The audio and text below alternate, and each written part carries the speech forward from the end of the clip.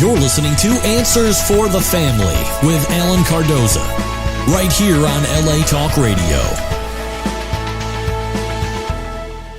Greetings to all of you listening around the world, and a warm welcome as we bring you another edition of the Answers for the Family radio show. I'm your host, Alan Cardoza. If you're a regular listener, thank you for joining us. And if this is your first time, please make yourself comfortable as we bring you Answers for the Family. Each week, this show will address issues such as, sometimes it can be, we can talk about returning your runaway teen, because that's one of the things we do. We can talk about family crisis intervention or building self-esteem, dealing with addictions, lasting health, and so much more. Having over 30 years experience working with families in crisis, I've been fortunate to meet and work with some of the top professionals in many of the helping fields and some great authors who are all working to make this world a better place for all of us.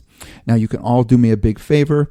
Please check out some of our past shows at answersforthefamily.com to hear some informative and entertaining guests, as well as dynamic co-hosts. They're going to discuss ways for you and your loved ones to become happier, healthier, and more at peace. Now, I want you to also know that I'm looking for a few show ambassadors. This is something that will really help us. And we want someone who will forward at least one of our shows to your social media group and or someone you know who can benefit from a particular subject. I want you to know that we truly appreciate it, and this is just another way that we, together, can make a positive difference in the lives of others. Now, I want to share with you that with us is my incredible co-host, international speaker, author, and kindness expert, Gabriella Von Ray. And for most of you, the question would be, where is she? Well, guess what? She is right here to tell us more about what's going on. Gabriella, so glad you could be here. I'm glad to be here. I miss California and the good weather, especially. Yes. So happy Memorial Day for everyone. I speak to a lot of vets. I know a lot of vets, and we think of you today for all the sacrifices you have for us. So that's the first thing I wanted to say.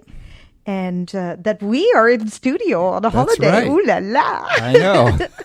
So we're courageous because there's no traffic. So yes. We thought it was actually a blast to be here. So. Definitely. And it is an incredible, beautiful day here. Yep. So much so that, and we're in a building in which our windows, we have very large windows here that looks out towards the mountains and the clouds. Mm-hmm. And it's just a really beautiful sight on a beautiful day.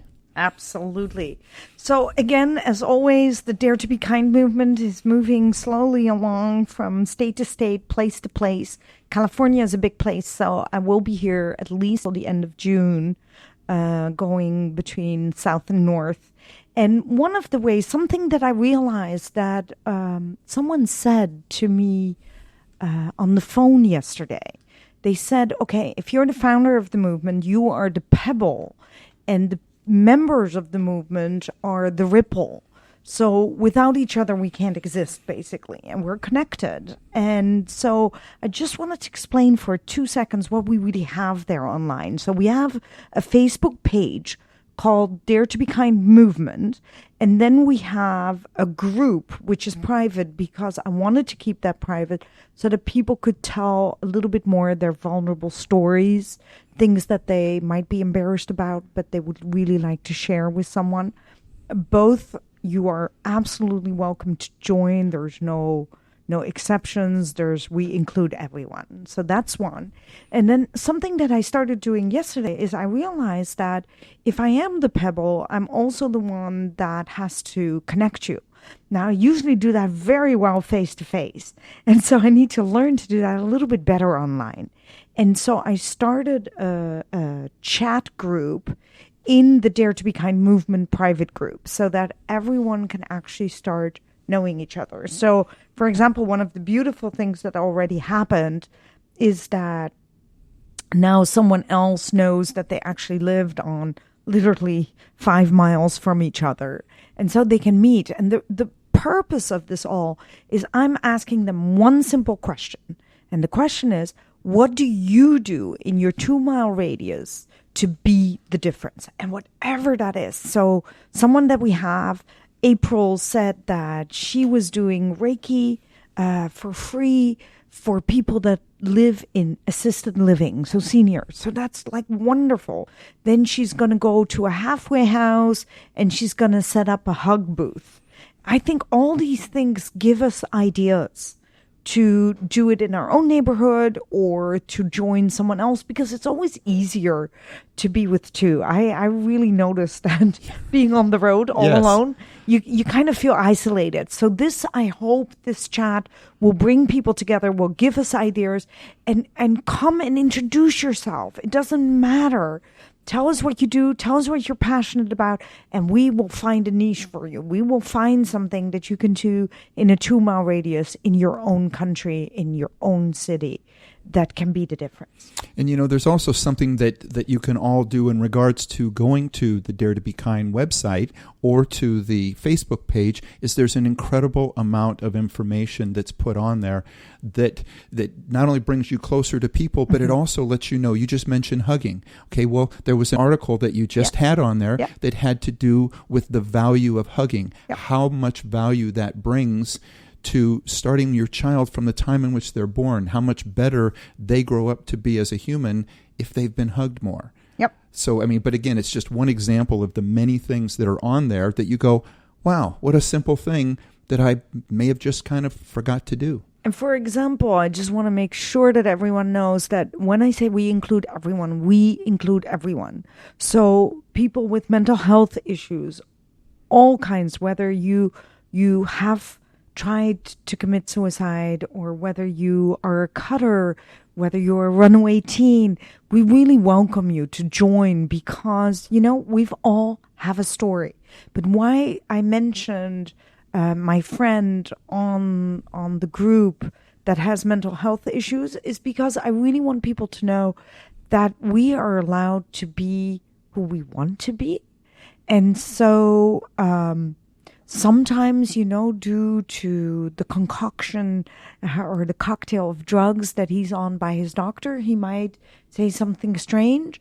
And I always say to him, nothing is strange. Mm-hmm. Just go ahead and share, because it's really important. What do you think about that? Well, and not only is it important, but there may be somebody else that's reading this and thinking, wow, I'm not alone. I have those thoughts. I have those feelings. I know that many years ago, I was transporting a young man, and we were told ahead of time, we were picking him up from a psychiatric hospital, and he was 15 years old, and they said, well, he's being moved to another place because we're having a great difficulty with him because he keeps saying that he's Jesus. I said, okay, well, we'll take care of it. And we got there, and I sat down with him, and he said, I can't go. He said, my work is here, and I need to stay here and continue what I'm working on.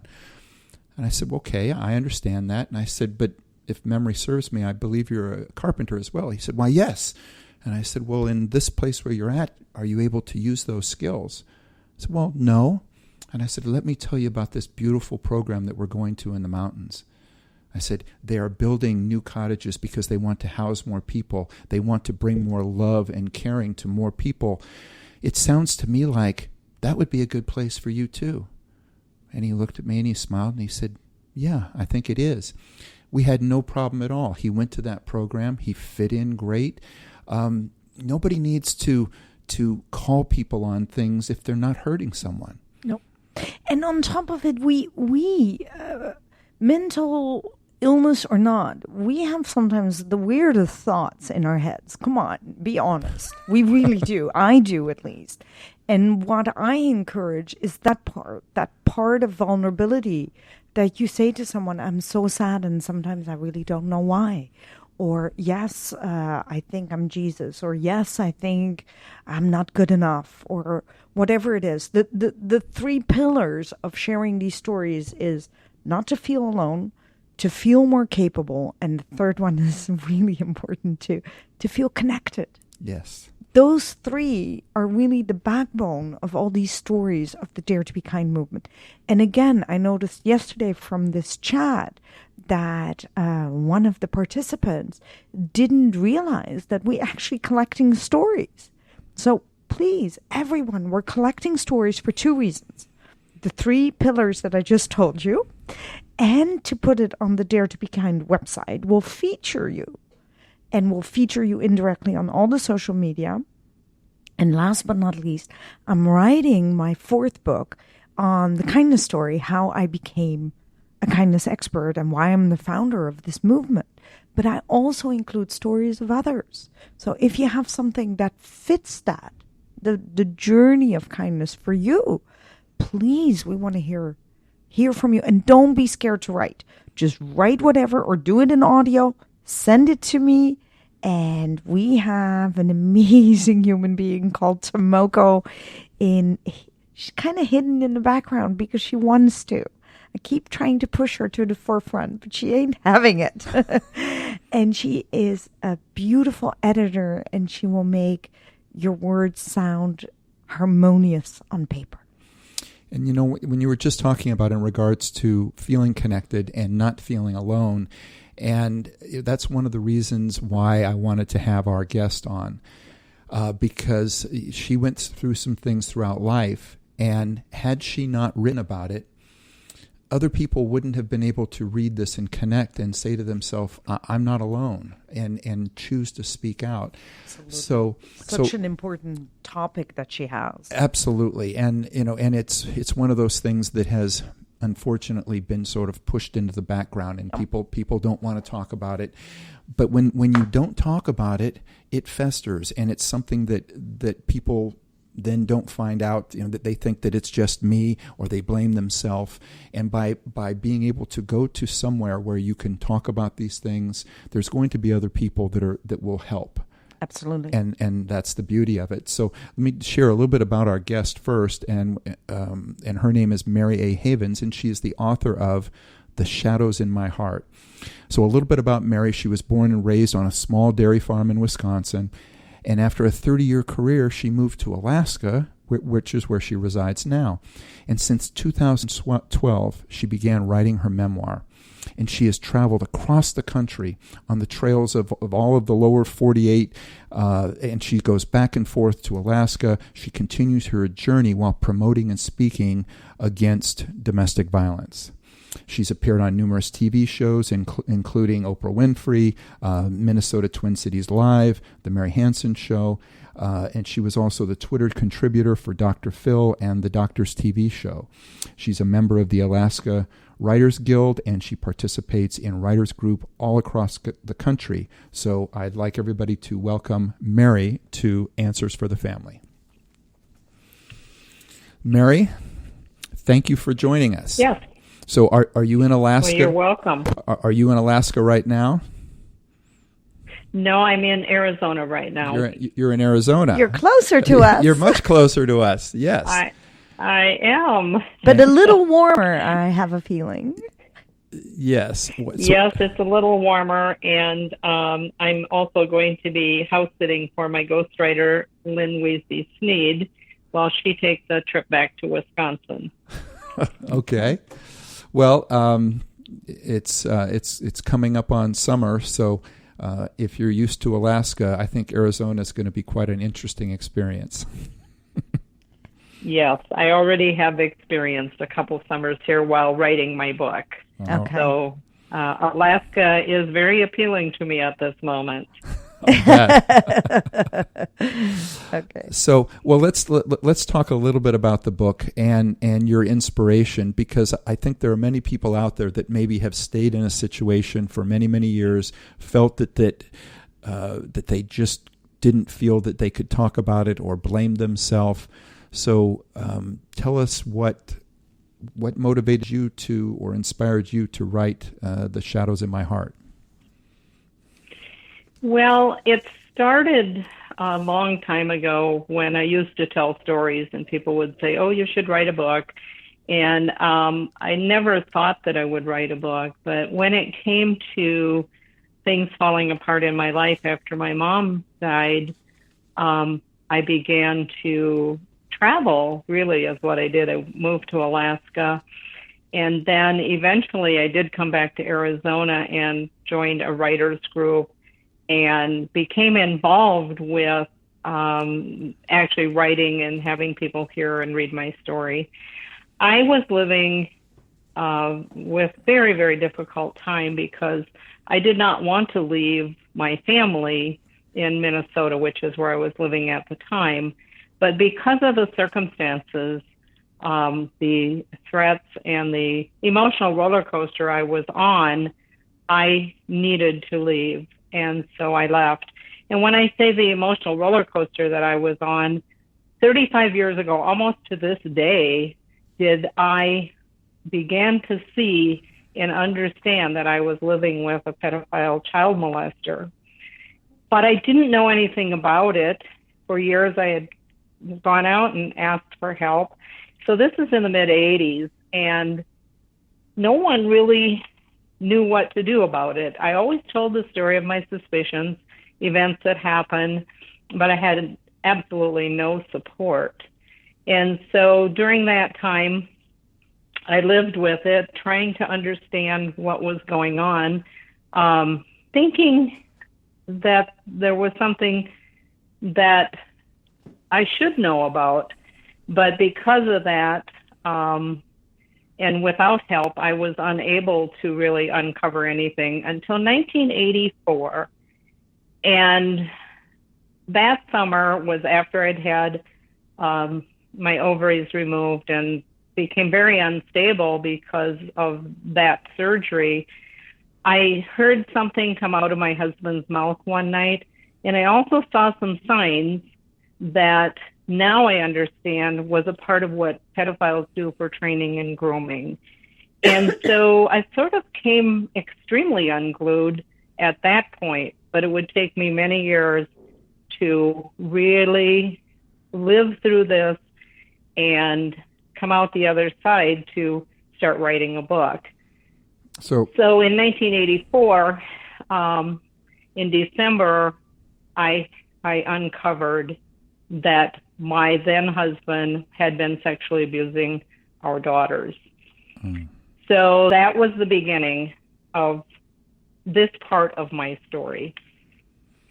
And may I ask how old your daughters were, just to give the story more that we understand? Okay, so at the time that I uncovered it, my youngest daughter was 14 and my oldest daughter was almost 19.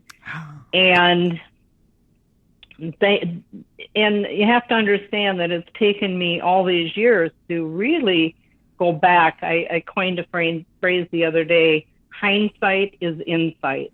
Yep. And so what I understand now is that, first of all, he was a pedophile long before I ever met him, and that he was molesting them from infancy on, and they weren't his only victims. So the things and behaviors were so erratic, and he did things to always keep me off balance because I was always trying to search and find answers. Like I love your show title, Answers for the Family, because these are questions we have that need to be answered. Mm-hmm. And even today, when you talk about incest, we don't really talk about incest. It's sexual abuse, it's sexual molestation, it's inappropriate touch. We are not talking about incest. And this family is so intertwined with incest, the overstepping of boundaries, the vicious abuses that go on, and the victims are often very defenseless. And I think I married probably one of the worst, and some of his training came long before I knew him. The military helped him to even become a better person to hide things, and everything to him was a game.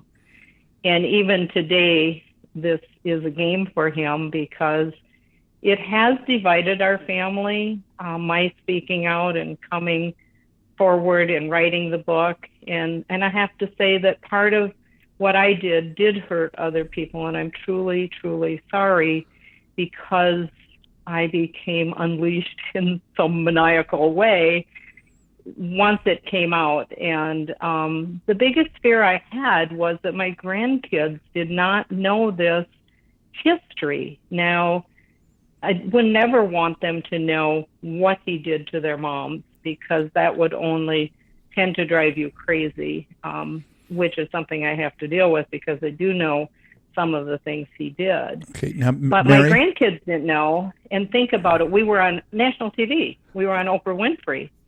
But that was before the kids were born.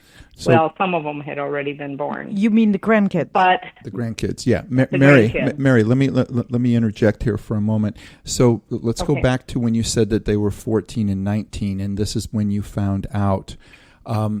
Did you find out because they shared with you, what was happening at that point, and had they tried to share it with anybody prior to that?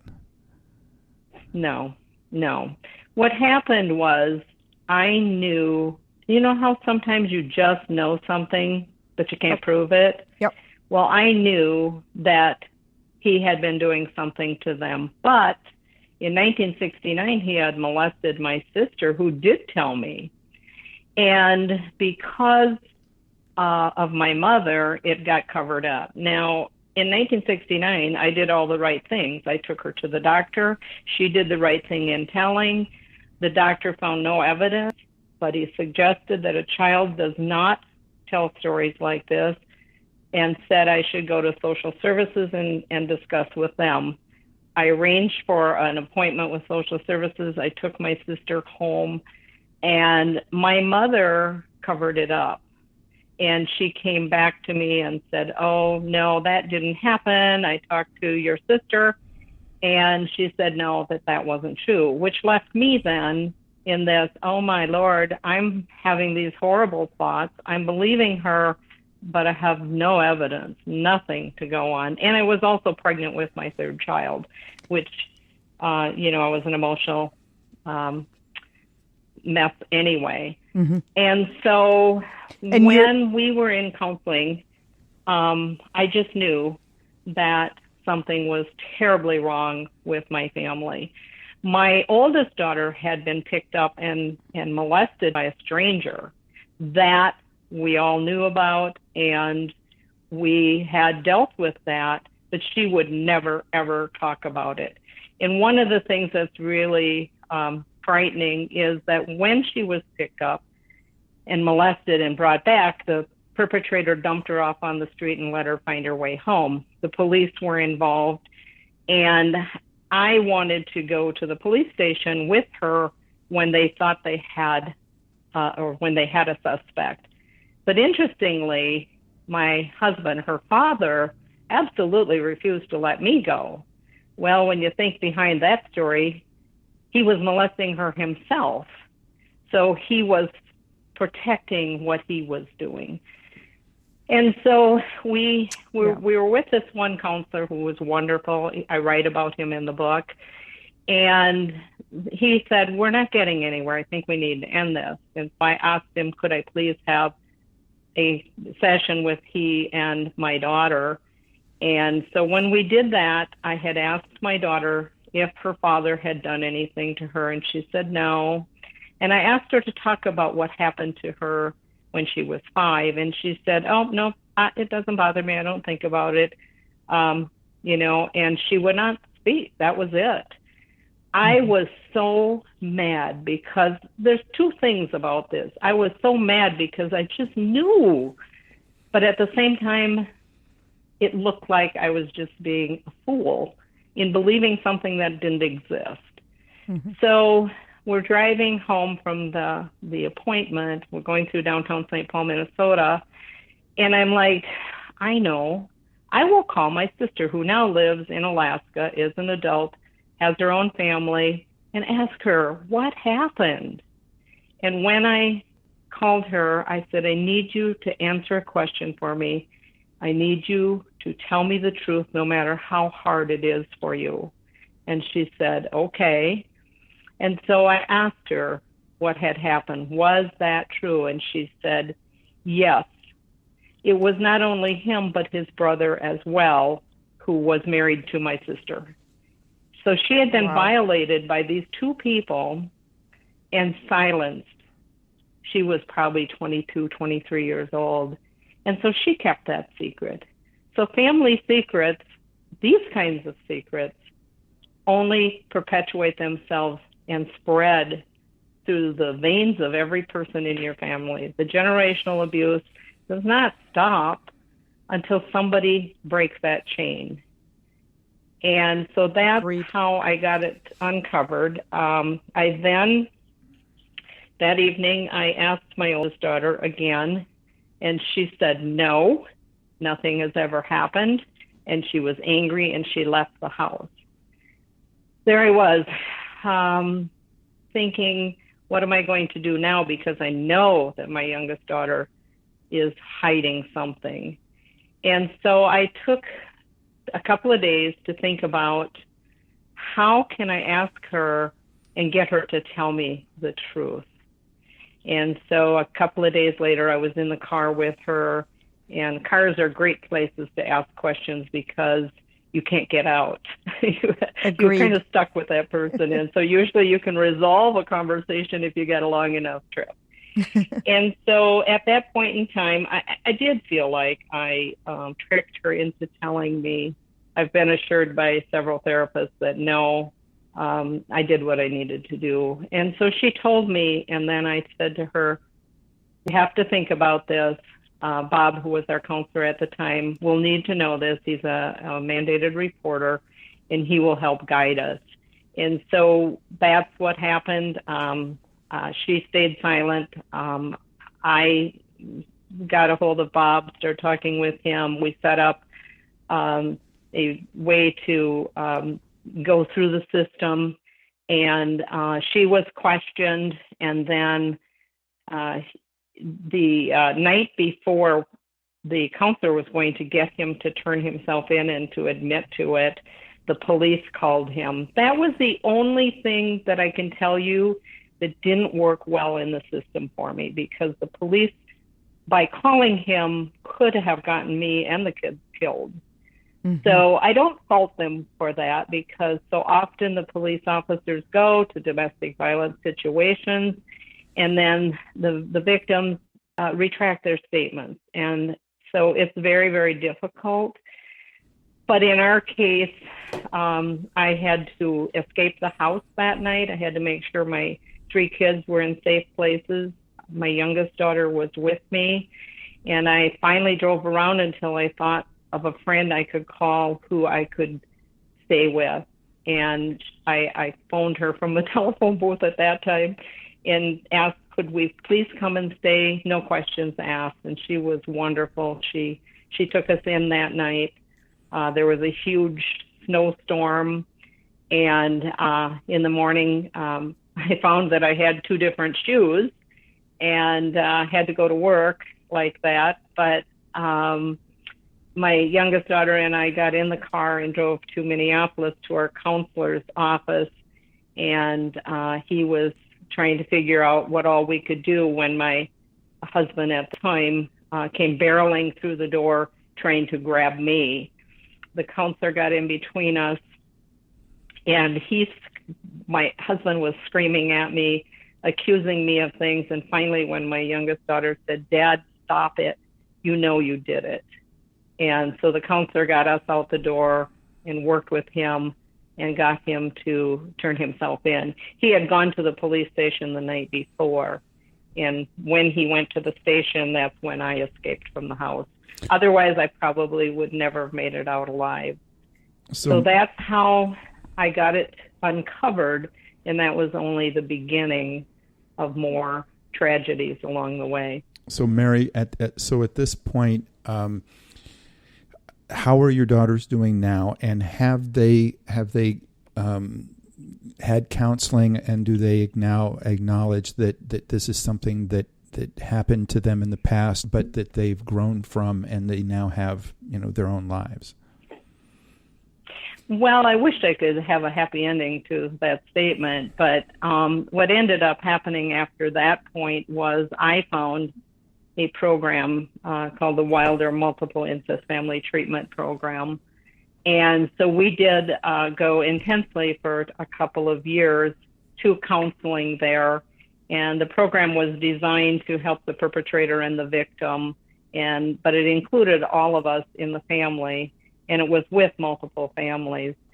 There's kind of a upside and a downside to this. They were able to eventually, as I say, coerce and coach him into taking ownership for molesting the girls. And that helped them to have that burden lifted from their shoulders. Okay, so Mary, what you're saying is, so he did take ownership, and through counseling, it's something that everybody then spoke about and acknowledged. Is that what you're saying? Yes, he did that in the family group, and it was at that time they believed that a perpetrator taking responsibility and ownership helps to relieve his victims. And that is true. My daughters feel like at that point in time, once he did that, that relieved them of their shame and embarrassment, and lifted that burden off from them. And they have told me they forgive him for that. Now, the other part of that is that he did that because he knew that he was in a program that was going to help to keep him out of prison, because he was headed to prison. And the other part was then that would have brought more guilt and shame on our daughters, because they knew or had heard what happens to pedophiles in prison. They did not want that burden on their shoulders of him going to prison. We got right up to the court date when he decided not to make them testify against him. And the counselors helped him to not do that. He was going to drag them through the court system. My daughters and I went to the hearing or the sentencing, and that was helpful as well. Yeah. Now, I do have a son as well, and he has not participated in, he went to the counseling sessions, but he really never participated in anything. And his life is not, I would say, in the best shape. Although if you asked him, he would think that it is. Well, Mary, Mary, we have to take a break, but okay. Stay with us. We'll be right back. You're listening to Answers for the Family. Founded over 30 years ago to meet the needs of families in crisis, West Shield has continually focused on resolving issues that negatively impact families and businesses. Our signature therapeutic transportation service helps to ensure that adolescents in crisis are safely transported to specialized schools, programs, and treatment centers with unsurpassed experience and success. We are supported by our full-service licensed investigation agency that has legally, professionally, and compassionately located hundreds of runaways and teens. We are experienced and qualified to help, offering solutions which may include referrals to our international network of top professionals in the fields of educational consulting, psychology, psychiatry, and investigations. Simply put, West Shield Adolescent Services and West Shield Investigations are the best solutions when your family is facing a personal crisis. Call 1-800-899-8585, 24 hours a day, 7 days a week. That's 1-800-899-8585, or visit our website at westshield.com. Thank you.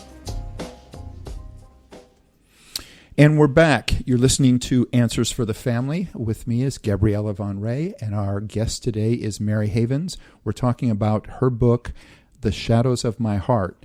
Now, Mary, we have some listener questions that have come in, and again, I want to thank those that take the time to do that. Oftentimes, it's teachers or people that are working in the middle of the day. They get our show through iTunes and other things like that. I think it's Stitcher and Spreaker. They get it sent to them, and they send their question in, we get it answered, and then they listen to the show after work. So again, I appreciate that. So we have one from a listener that says, from what I am reading, child abuse is on the rise among single mothers at the poverty line with infants and children under the age of 2. These children oftentimes develop learning and behavioral disorders, setting the stage for them becoming an abuser themselves. putting people in jail, it says, I believe putting people in jail isn't the answer when we need to look at intervention and prevention with these young mothers. I am not about handouts. I'm about hand-ups. What do you think is the answer? And this is from Gregory in Alabama. Okay, so I think, I don't want to go to the single mothers issue because it happens in all families. I think what we're seeing now is that we're now talking about it. We are also setting up education programs to help teachers, to help parents, all across the board. And that's where I'm coming from too. As a mother, look at my role in all of this. But I was still the one who kept trying to uncover the problems in the family. Many times we are so overwhelmed with what's happening and our child is having bad behavior. We don't know the questions to ask them. We have to educate parents and teachers and anyone who deals with children to ask questions. Talk about body parts. Talk about what things may be going on. Don't be afraid to ask your child. I think I was afraid to hear the answer. I knew, but at the same time, I didn't know who was going to help me. There are lots of people and programs and help out there, but we still have to get to root cause. And as far as children who are molested and abused becoming molesters and abusers, I believe there's a statistic out that 30% of the people who've been abused will become abusers, but the other 70% will become advocates. And now that we're talking about it, we are finding more and more people who are out there joining support groups. Absolutely true. I'm in a program like it's called NASCA, which is National Association of Adult Survivors of Child Abuse.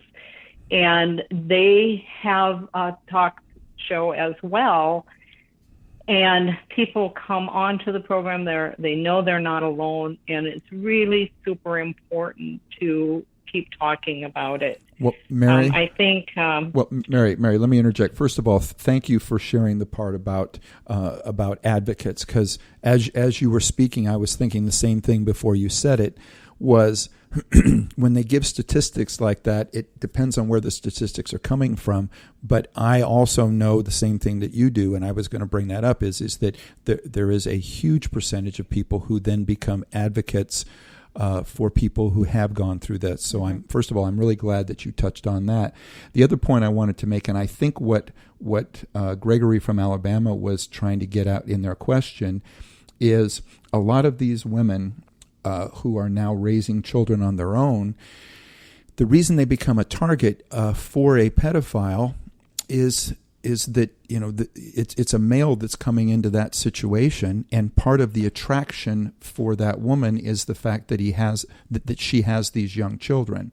And so that's where I think education is also important, that for this woman who is now looking for a relationship, understand that unfortunately look at them, and if they're being overly attentive to their children, they need to think about those things as well, because these things happen from all walks of life and all types of people, as far as it could be a stepfather or boyfriend or something like that. So I think that's a little bit about where Gregory may have been going in regards to that when he's talking about education, for these mothers to be educated on who may be preying on them.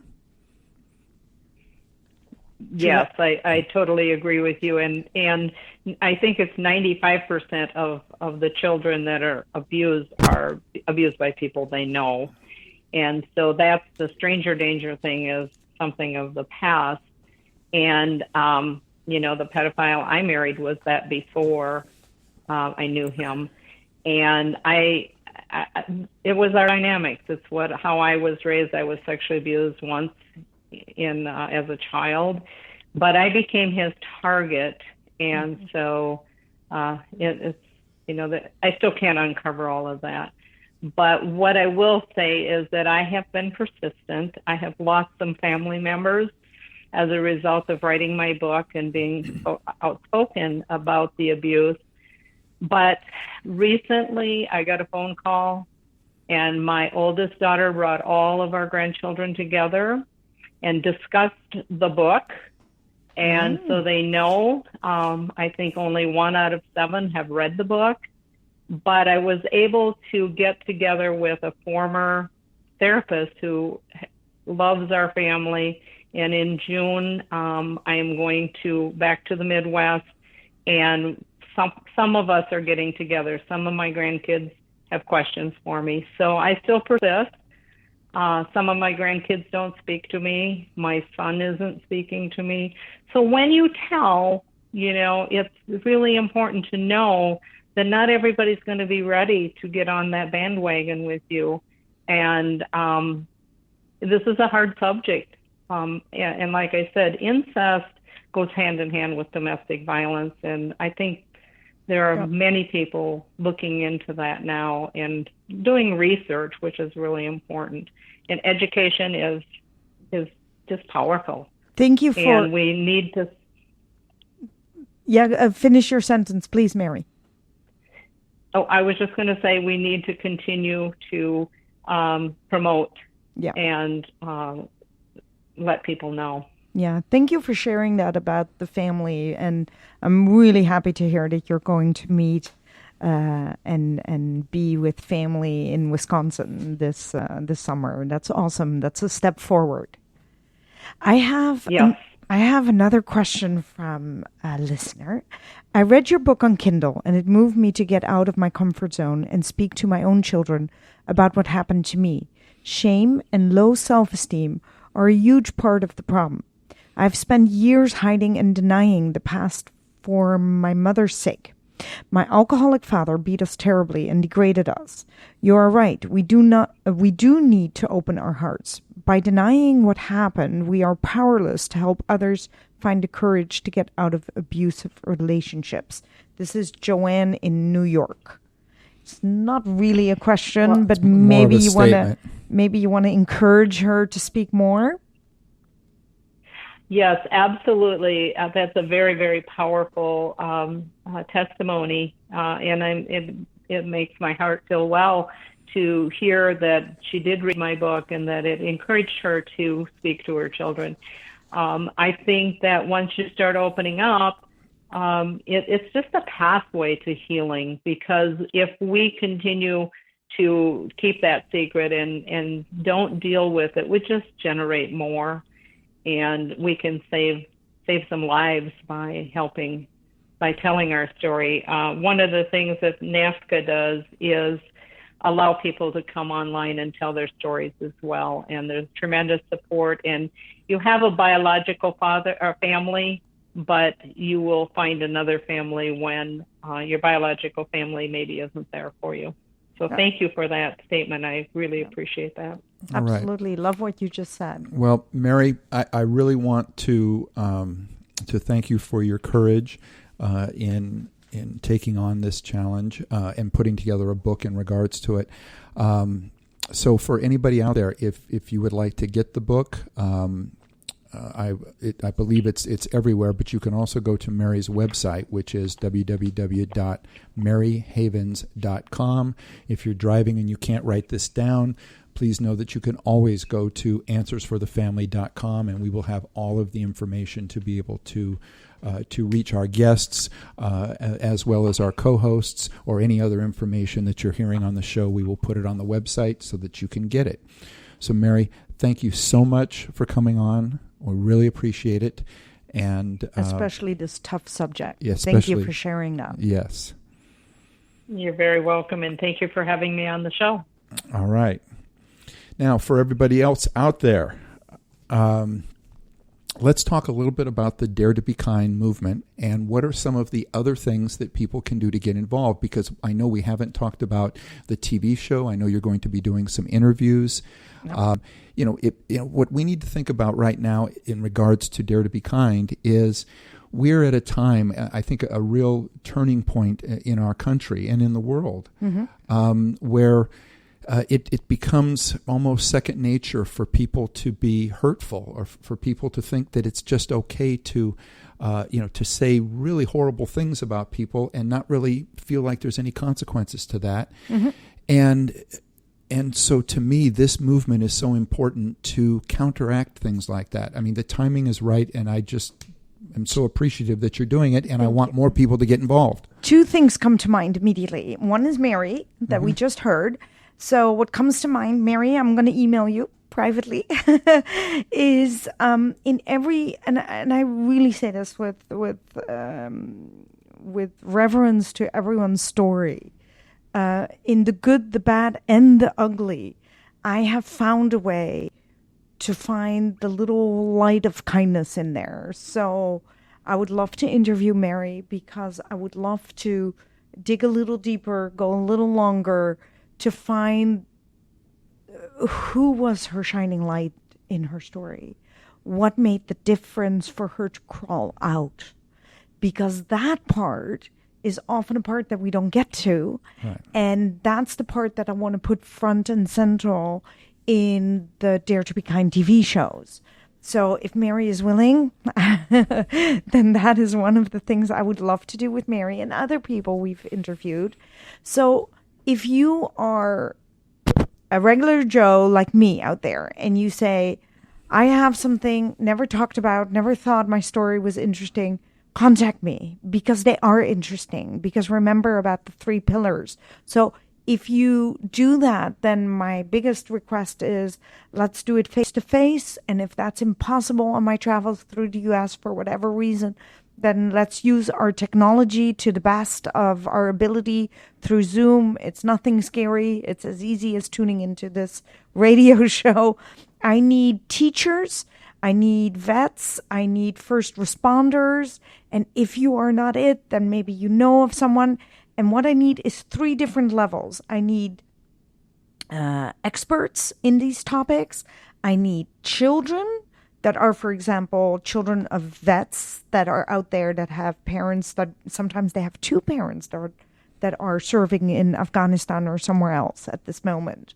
And so we want to hear about you, because I'm trying to put together something that is so special, that we hear from the adults, but that we hear from the children, and then we hear from teachers and professors what they think about the solutions. Because remember, it's always about the solution. Just like our guest said, it's about opening up. So we need panel experts to help us to find solutions. And that could be mothers, that could be you yourself, because you're an expert in the pain that you've experienced. And that could be, like I just said, professors and teachers. So if any of these people exist in your environment, or you are it, I expect my inbox to be full by tonight. There you go. And there is another group of people that needs to get involved, and that are booking agents. Yes. Okay, Gabriella is traveling around the world speaking, and in some cases going into cities, maybe having one booking and then getting other ones as she gets there, because once she gets somewhere and they hear her speak, that's the people that go, oh my God, now we want to get her here, here, and here.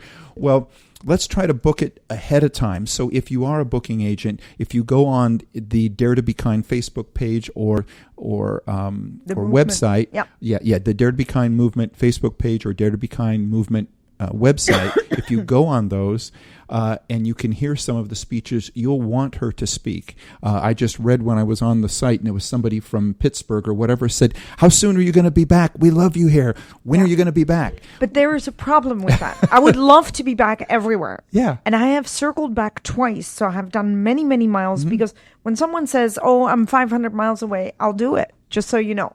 But you need to understand one thing is I go back and back, and I do this a lot pro bono. So we can't exist of water and bread. We can't. I'm little, but I need a little bit of food.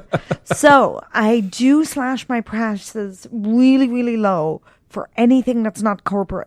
But universities and colleges, I have a promo going on at this moment for the summer. Don't miss it. Come to our website, and it will be on there. There you go. So again, you have your marching orders. So for everybody out there, I mean, have a great Memorial Day weekend, or with what's left of it. But also put on your calendar for next Monday, because we're going to be joined by Lydia Finette, who's going to discuss her book, The Most Powerful Woman in the Room. And that one is you. Ooh. So it's how to command an audience and sell your way to success in whatever you choose to do. So, yes, and Gabriella is going to be here too, because when she's speaking, she's the most powerful woman in the room. And I can use some tips. There you go. So, and please visit our archives of past interviews at answersforthefamily.com, or you can subscribe to the show through iTunes, through YouTube, through Stitcher, through Spreaker. We're getting on all of these platforms. Yep. So if you like what you hear, please leave a review. It helps us reach more people and allows us all together to make a positive influence on people. So, Gabriella, thank you so much for being here once again. Yep. And Thank you for having me. And for everybody out there, be good human beings and be with us again next week on Answers for the Family. Bye. Bye.